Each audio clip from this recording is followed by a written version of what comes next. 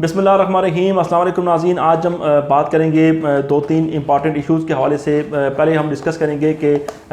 मियां मोहम्मद नवाज शरीफ और मरियम नवाज साहिबा जो है वो कैसे इस वक्त वो कोशिश कर रहे हैं और वो बैकडोर चैनल राब्ते भी कर रहे हैं, प्लानिंग भी हो रही है। अपनी पार्टी की जो सीनियर लीडरशिप है उसको भी टास्क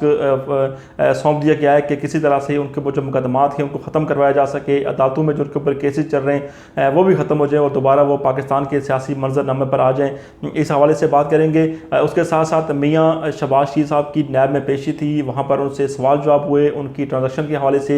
उनसे सवाल जवाब किए गए, उनकी जो असासे हैं उस हवाले से सवाल जवाब किए, क्या उनने उन सवालात के जवाब दिए कि नहीं दिए, इस हवाले से आपको बताएंगे कि उसकी इनसाइड स्टोरी क्या है। उसके साथ साथ हम इसका आगाज़ करेंगे इस आज के व्लॉग का 18वीं तरमीम से कि आपको याद होगा कि जब 2010 में जब पाकिस्तान पीपल्स पार्टी की हुकूमत थी और उन्होंने 18वीं तरमीम को जब इस आइन का जब हिस्सा बनाया था तो उसके लिए पाकिस्तान पीपल्स पार्टी की जो लीडरशिप थी जिसमें आसिफ अली ज़रदारी साहब थे, रज़ा रबानी साहब थे, इन लोगों की बड़ी एक इसके साथ एक प्लानिंग थी इसको 18वीं तरमीम को आइन का हिस्सा बनाने के लिए। तो उन्होंने पाकिस्तान की तमाम छोटी बड़ी सियासी जमातों के साथ गुफ्तो शनीद की, उनके साथ डायलॉग किया, उसके बाद पाकिस्तान के तमाम अदारों को ऑन बोर्ड लिया और उसके बाद 18वीं तरमीम को जो है वो आइन का हिस्सा बनाया। आपको याद होगा कि इससे पहले हमेशा जो है वो छोटे सूबे जो वफाक और बड़ा सूबा जो पाकिस्तान का सबसे बड़ा सूबा पंजाब जो है उसके हवाले से उससे गिले शिकवे करते रहे हैं और हमेशा उनको खदशात भी रहते हैं कि उनको जो छोटे सूबों को उनके हुकूक नहीं दिए जाते। तो पाकिस्तान पीपल्स पार्टी ने 18वीं तरमीम के बाद काफ़ी हद तक ये जो गिले शिकवे थे छोटी सियासी जमातों के उनको और जो छोटे सूबों के जो खदशात थे उनको उन्हें दूर कर दिया। तो उसके लिए जब उन्होंने मुस्लिम लीग नून के साथ जब बात की तो मुस्लिम लीग नून की जो आला क़यादत थी उन्होंने पाकिस्तान पीपल्स पार्टी से कोई डिमांड्स नहीं की, लेकिन उन्होंने एक मासूमाना डिमांड की थी और वो ये थी कि जो 2 दफ़ा प्राइम मिनिस्टर पाकिस्तान बनने की जो शर्त है उसको ख़त्म करके उसको आगे कर लिया जाए 3 दफ़ा 4 दफ़ा। तो इसके लिए उन्होंने अपनी मासूमाना ख्वाहिश का इज़हार किया आसिफ ज़रदारी साहब के साथ जो कि वैसे ही मफाहमत के बादशाह थे। तो उन्होंने उनकी ये जो ख्वाहिश थी उसको पूरा कर दिया और उसके बाद जो मुस्लिम लीग नून का जो टास्क था, जो उनका मकसद था कि नवाज शरीफ साहब को दोबारा मुल्क का वज़ीर-ए-आज़म बनाया जाए, तो उसमें वो कामयाब हो गए थे। तो बहरहाल उस वक्त भी मुस्लिम लीग नून ने 18वीं तरमीम के ऊपर अपने मकासद के हसूल के लिए उन्होंने वहाँ पर भी बारगेनिंग की थी और बारगेनिंग करने के बाद ही उन्होंने इसकी हमायत की थी। आजकल आपको याद होगा कि असद उमर साहब और शफकत महमूद साहब के 18वीं तरमीम के हवाले से बयानात के बाद काफ़ी आजकल चर्चा भी है 18वीं तरमीम का। तो उसके बाद जो पाकिस्तान की एक तरफ पाकिस्तान पीपल्स पार्टी है वो तो इसके ऊपर डटी हुई है कि 18वीं तरमीम को कोई माई का लाल इसको छेड़ भी नहीं सकता, ख़त्म करना या उसमें अमेंडमेंट करना तो दूर की बात। पाकिस्तान मुस्लिम लीग नून भी बज़ाहिर तो बयानात हकाना बाज साहब दे रहे हैं कि भाई 18वीं तरमीम को छेड़ना तो आसान नहीं है, हम किसी की हमायत नहीं करेंगे, ऐसा मुमकिन नहीं है, ऐसा कभी होने भी नहीं देंगे, इस तरह के बयानात आ रहे हैं। लेकिन मरियम नवाज साहबा और नवाज शरीफ साहब जो है वो पसे पर्दा बैठ कर इस वक्त वो प्लानिंग कर रहे हैं कि किस तरह 18वीं तरमीम का जो मामला है इसको बुनियाद बनाकर हम अपने जो मकासद हैं उनको हासिल करें। क्योंकि इस वक्त मरियम नवाज की बड़ी ख्वाहिश है, नवाज शरीफ साहब की बड़ी शदीद ख्वाहिश है कि दोबारा किसी तरह से जो है पाकिस्तान के सियासी मंजरनामे पर आया जाए। तो इसके लिए वो भरपूर कोशिश भी कर रहे हैं। अपनी पार्टी की जो उनकी जो सीनियर क़यादत है उसको ये टास्क सौंप दिया गया है कि आप इसकी प्लानिंग करें और इस प्लानिंग के तहत जो 18वीं तरमीम का जो मामला है इसके ऊपर आप अपने मकासद को हासिल करें। अब हुआ क्या, इसके लिए उन्होंने जो नैब की जो तरमीम करनी है हुकूमत और अपोजिशन ने, उसके लिए उनका आगे इजलास भी होना है, तो उसके लिए इन्होंने कुछ तजवीज़ तैयार की हैं और वो जो तजवीज़ हैं उन तजवीज़ में उन्होंने कुछ ऐसी चीज़ें पाकिस्तान पीपल्स पार्टी के साथ बैठकर मुस्लिम लीग नून ने तैयार करवाई हैं कि जिनसे उनकी जो क़यादत है मुस्लिम लीग नून की, नवाज शरीफ साहब और मरियम नवाज साहबा जो हैं उनको वहाँ से उन मुकदमात से जान छुड़वाने में, छुटकारा हासिल करने में उनको काफ़ी हद तक उनको कामयाबी उनको मिल सकती है। लेकिन उन्होंने ये जो तजवीज़ जो तैयार की हैं, हालांकि ये काम तो वज़ारत कानून का है, हुकूमत का काम है कि वो बैठ के तैयार करे, तजवीज़ तैयार करे, नैब ऑर्डिनेंस में क्या तब्दीली करनी है, क्या नहीं तब्दीली करनी है, अपोजिशन की कमेटी होगी, हुकूमती कमेटी होगी, दोनों बैठ के काम करेंगे। लेकिन مسلم لیگ نون جو ہے وہ پہلے بیٹھ کر یہ چیزیں ساری کی ساری طے کر چکی ہے اور وہ انہوں نے مائنڈ بنا لیا ہے کہ اگر یہ ان کی طرف سے جو تجاویز ہیں اگر ان کے اوپر اگر منون اگر عمل نہ بھی کیا گیا تو کچھ حد تک ایسی چیزیں ان کے اوپر اگر عمل کر دیا گیا، کچھ تجاویز ایسی ہیں جن کے اوپر عمل کر دیا گیا کہ جن سے ان کو ان کی پارٹی کے جو قائد ہیں نواز شریف صاحب، مریم نواز صاحبہ، اگر ان کو فائدہ اگر ہوتا ہے تو اس میں کوئی دوسری رائے بھی کوئی نہیں ہے. بے شک ساری کی ساری جو ڈیمانڈز پوری نہ ہوں لیکن کچھ حد تک ڈیمانڈز ان کی پوری ہو جائیں. تو اس کے لیے انہوں نے جو نیب آرڈیننس کے لیے جو تجاویز انہوں نے دی ہیں اس کے اوپر عمر چیمہ صاحب نے بھی ایک سٹوری کی تھی 2 دن پہلے جنگ اخبار میں، اس میں بھی انہوں نے اس کا تذکرہ کیا تھا. تو آج ہم آپ کو بتائیں گے کہ وہ کون سی تجاویز تیار کی ہیں پاکستان مسلم لیگ نون نے اپنے جو تاحیات نااہل قائد میاں محمد نواز شریف اور مریم نواز صاحبہ جو اس وقت پاکستان کی سیاست سے مکمل طور پر آؤٹ ہیں، ان کے لیے ان کو بچانے کے لیے اور ان کی سزائیں ختم کروانے کے لیے انہوں نے کیا پلاننگ کی ہے یہ آپ کو بتاتے ہیں. سب سے پہلا پوائنٹ یہ ہے کہ جو چیئرمین نیب کے پاس جو گرفتاری کے اختیارات ہیں ان کو ختم کر دیا جائے. اب مسلم لیگ نون چاہتی ہے کہ چیئرمین نیب جو ہے وہ کسی کی بھی گرفتاری کے اوپر جو آرڈرز ہوتے ہیں ان کے اوپر سگنیچر جو ان کے ہوتے ہیں ان کو ختم کر دیا جائے تاکہ چیئرمین نیب کے پاس یہ اختیار ہو ہی نہ کہ وہ کسی کو گرفتار کرے، چاہے کوئی چھوٹا چور ہے، بڑا چور ہے، امیر ہے، غریب ہے، اس کو گرفتار کرنے کا اختیار چیئرمین نیب کے پاس نہ ہو. یہ ان کی سب سے پہلی ڈیمانڈ ہے. اس کے بعد ان کی ڈیمانڈ یہ ہے جی کہ ملزمان کو 90 دن تک حراست میں رکھنے کا جو اختیار ہے وہ بھی نیب سے لے لیا جائے تاکہ نیب کسی شخص کو گرفتار کرے تو اگلے 6 گھنٹوں میں، 5 گھنٹوں میں، 15 گھنٹوں میں، 24 گھنٹوں میں، 1 دن میں، 2 دن میں، 3 دنوں میں عدالت میں جائے ملزم، جا کے اپنی جگہ بیل لے اور وہاں سے فارغ. اور جو 90 دن کا جو نیب کے بعد اختیار ہے وہ ختم کر دیا گیا تو پھر یہ جو ملزمان جو کہ 90 دن حراست میں رہنے کے بعد اپنی زبان نہیں کھولتے اور پاکستان کی لوٹی ہوئی دولت تک نہیں دے سکتے تو ظاہر بات ہے جب وہ گرفتار ہوں گے تو گرفتاری کے فوری بعد ان لوگوں نے اپنے بڑے بڑے وکیل کرنے ہیں، کروڑوں روپے کے وکیل ان لوگوں نے کرنے کے بعد 2-3 ہیئرنگز ہونی ہیں اور اس کے اوپر یہ معاملہ جو ہے ختم ہو جائے گا اور ملزم جو ہے وہ بیل آؤٹ ہو جائے گا، اس کو بیل مل جائے گی. اس کے بعد ان کا جو تیسرا جو ان کی تجاویز ہیں، جو ان کی خواہشات جو ان کی ہیں وہ یہ ہیں کہ ریفرنس دائر ہونے کے بعد عدالت ملزم کے وارنٹ گرفتاری جاری کرے. اب عدالت کی طرف معاملہ انہوں نے پھینک دیا تاکہ اس لیے انہیں معاملہ یہ پھینکا جا رہا ہے عدالت کی جانب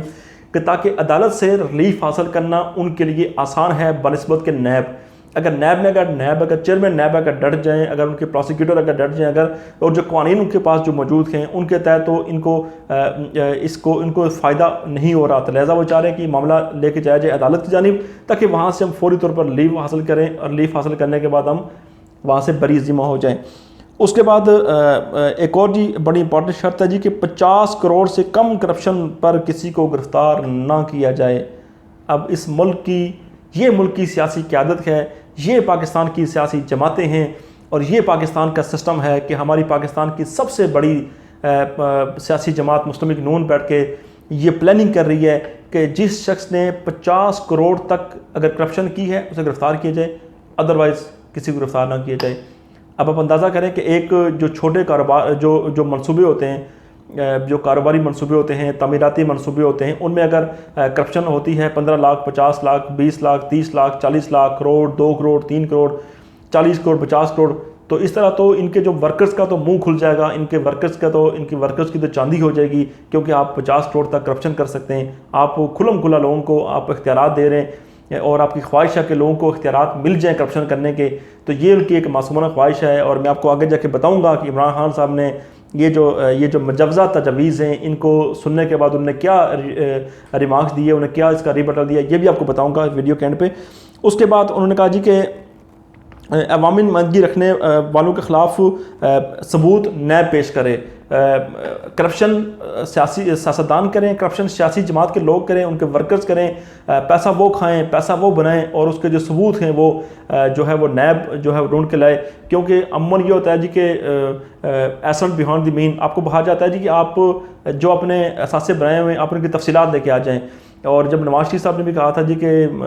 جو مجھ سے حساب لیا جا رہا ہے وہ 1970 کی دہائی کا حساب لیا جا رہا ہے، میں کہاں سے لے کے آؤں. تو یہی تو سب سے بڑا مسئلہ ہے اس ملک کا کہ کماتے جو ہیں اس کا اگر حساب اگر آپ کے پاس نہیں ہے تو پھر آپ نے کس طرح پیسہ کما لیا، حلال کا پیسہ. تو حرام کا پیسہ ہی ہوتا ہے جس کا حساب نہیں ہوتا. تو لہٰذا چاہتے ہیں جی کہ یہ جو ہمارے عوامی نمائندگی رکھنے والے جو لوگ مطلب ہمارے جو سیاستدان ہیں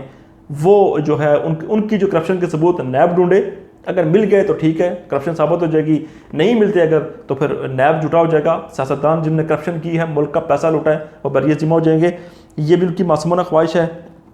اس کے بعد نیب جو ہے وہ ضمنی ریفرنس دائر نہیں کر سکے گا۔ عموماً یہ ہوتا ہے کہ جب کوئی بھی جب کسی بھی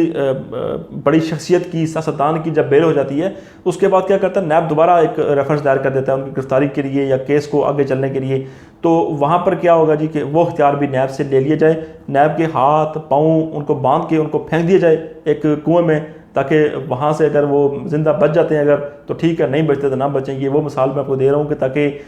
آپ کو ایزیلی سمجھایا جا سکے کہ یہ وہ تجاویز ہیں، یہ وہ شرائط بتائی جا رہی ہیں، یا ان کو جو ہے نا حکومت کے ساتھ بیٹھ کے نیگوشیٹ کرنے کی بات کی جا رہی ہے کہ جن کو ماننا تو دور کی بات ہے، سنا بھی نہیں جا سکتا، کہ کسی بھی مہذب معاشرے میں ایسی شرائط جو ہیں وہ نیب کے لیے نہیں ہوتی، اور جو احتساب کے ادارے ہوتے ہیں ان کے لیے نہیں ہوتی۔ اس کے بعد یہ جی کہ دوران تفتیش کرپشن کے جو ملزمان ہیں وہ وکیل اپنے ساتھ رکھ سکتے ہیں، ان کو جو وکیل بھی ساتھ رکھنے کی اجازت دی جائے۔ اس کے بعد جو منتخب نمائندوں کا جو ٹرائل ہے ان کے اپنے ایریاز میں ہو، مطلب اگر کسی شخص نے اگر اس کا تعلق اگر سندھ سے ہے